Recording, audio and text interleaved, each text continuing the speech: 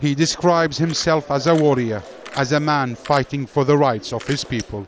He's now on a diplomatic mission in Doha, holding talks with the government of Sudan, trying to bring an end to the conflict raging in Darfur. Khalil Ibrahim Muhammad is the leader of the Justice and Equality Movement, known as JEM, one of the main rebel groups fighting the Sudanese government in Darfur. He was an active student leader and a member of the Islamic movement led by Hassan al-Turabi. He even fought alongside the government against the Sudan People's Liberation Movement in the mid-80s. In 1989, he allied himself with the coup leader and soon-to-be President Omar al-Bashir, before twice becoming a regional minister. When Bashir split with his Islamist support over distribution of power, Ibrahim left and formed the Justice and Equality Movement, calling for equality and an end to discrimination. He then fled to Chad and was finally granted asylum in France. Returning to Sudan in 2004, he took up arms against his former ally.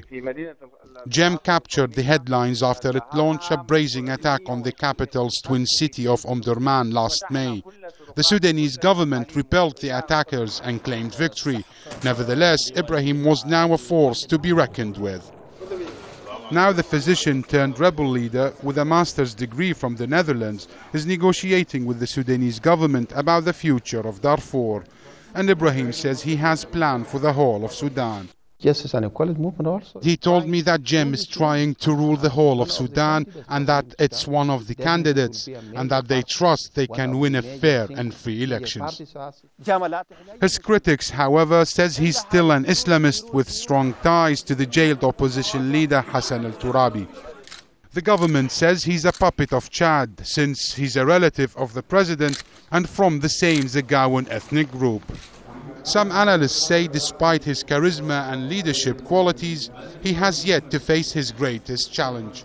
The biggest challenge he faces is how to transform a military movement into a political one. And if the Doha talks result in peace, he needs to keep the promises he made.